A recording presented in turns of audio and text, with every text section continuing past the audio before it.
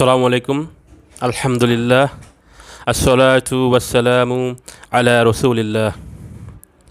একটা কথা শোনা যাচ্ছে যে যারা শরিয়ান চাচ্ছে এখন, যদি সত্যিকার অর্থে শরিয়ান আসে তাহলে তারাই আবার শরিয়ানের বিপক্ষে বা বিরুদ্ধে আন্দোলন করবে। কথাটা কি সত্য? কথাটা কিছুটা সত্য, কারো কারো ক্ষেত্রে সত্য।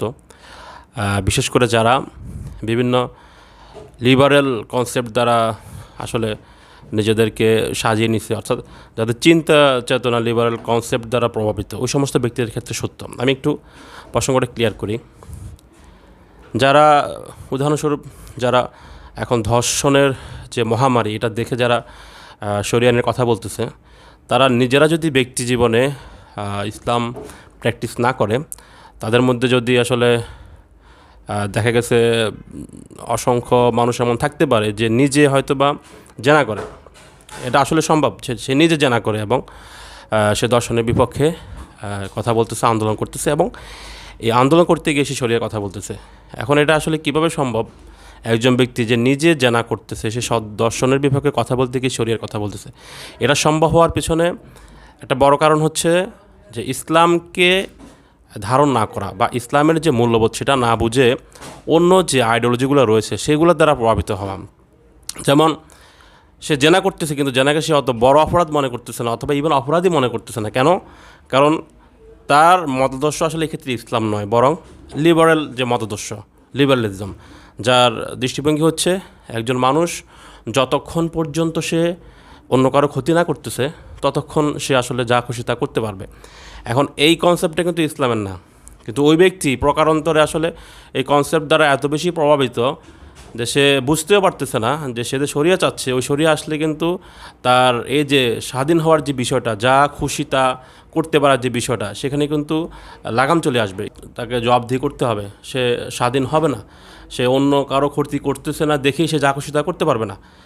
তো এটা হচ্ছে একটা প্রসঙ্গ যে যারা আসলে শরিয়ান চাচ্ছে কিন্তু সে আসলে ইসলামের জন্য শরিয়ান চাচ্ছে না, তাহলে আসলে তাদের ক্ষেত্রে এটা সম্ভব যে একটা সময় গিয়ে সে নিজেই শরিয়ানের বিপক্ষে কথা বলবে।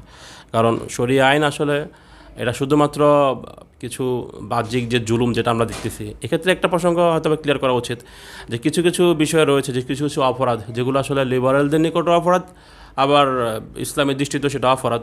যেমন ধর্ষণের কথা আমরা বলতে পারি, অথবা অন্যান্য যে সমস্ত জুলুম রয়েছে, চাঁদাবাজি থেকে শুরু করে। তো এগুলা যখন মানুষ দেখে যে প্রকট আকার ধারণ করে, তখন তারা আসলে চিন্তা করে যে আসলে বিদ্যমান ব্যবস্থা এটা কোনো সমাধান নেই, আমাদেরকে শরিয়ার কাছে ফিরে যেতে হবে। এবং শরিয়ার কাছে ফিরে গেলে কিন্তু শরিয়া প্রতিষ্ঠিত হবে ইসলামকে প্রতিষ্ঠা করার জন্যই। শরিয়া কিন্তু লিবারেল কোনো কনসেপ্টকে প্রতিষ্ঠা করার জন্য প্রতিষ্ঠিত হবে না। এই বিষয়টা আসলে যেটা অনেকেই আসলে বুঝে না, এই কারণে সে তো আসলে কখনো এটা চিন্তাই করে নাই। কারণ তার মধ্যে যে সমস্ত লিবারেল যে মতাদর্শ সে গ্রহণ করে নিয়েছে, এটা কিন্তু সে স্বেচ্ছায় গ্রহণ করেনি, অথবা সচেতনভাবে সেটা গ্রহণ করেনি, অবচেতনে হয়েছে জিনিসটা। তো এটা একটা প্রসঙ্গ যে আসলে শরিয়া আমাদেরকে চাইতে হবে ইসলামের জন্য। আল্লাহ সুবহানাহু ওয়া তাআলা দুনিয়াতে আমাদেরকে পাঠিয়েছেন, আমাদের কর্মের হিসাব তিনি নেবেন। আমরা আল্লাহ সুবহানাহু ওয়া তাআলার বেঁধে দেওয়া যে বিধিবিধান রয়েছে এর বাইরে যেতে পারবো না, সেটা ব্যক্তি জীবন থেকে শুরু করে রাষ্ট্রীয় জীবনে। তো এটা হচ্ছে প্রসঙ্গ, এটাই হচ্ছে শরিয়া। এখন আপনি যদি কনসেপ্ট মেনে নেন যে আপনাকে আল্লাহর হুকুম অনুযায়ী চলতে হবে, তাহলে আপনার জন্য শরিয়া অবশ্যই এটা আপনার এটা চাইতেই হবে, যেহেতু আপনি মুসলিম, এবং আপনি এটা পছন্দও করবেন শরিয়ার আন্ডারে থাকতে। কারণ শরিয়া শাসন ব্যবস্থা আসলে পুরো বিষয়টা এমনভাবে হবে যে এটা আসলে মুসলিমদের অনুকূলে থাকবে, মুসলিমরা স্বাচ্ছন্দ্য বোধ করবে। এটা হচ্ছে একটা প্রসঙ্গ। আর অন্যদিকে যদি আপনি শুধুমাত্র কিছু জুলুম থেকে বাঁচার জন্য শরিয়া চান, সেক্ষেত্রে আসলে শরিয়া হচ্ছে সম্পূর্ণ একটা ভিন্ন মতাদর্শ, অর্থাৎ ইসলাম। সুতরাং আপনি ইসলাম চাইবেন, ইসলামী শরিয়া চাইবেন, কিন্তু একই সাথে লিবারেলদের যে কনসেপ্ট যেটা হচ্ছে ব্যক্তি স্বাধীনতা, তো সেটা আপনি একই সাথে দুটো জিনিস চাইতে পারেন না। সুতরাং এই জিনিসটা সম্ভব যে যদি কেউ লিবারেল মতাদর্শ দ্বারা প্রভাবিত হয়ে এরপর শুধুমাত্র কিছু জুলুম থেকে বাঁচার জন্য শরিয়া চায়, সে পরবর্তীতে নিজেই শরিয়ার বিরুদ্ধে দাঁড়িয়ে যেতে পারে, এটা সম্ভব। আসসালামু আলাইকুম।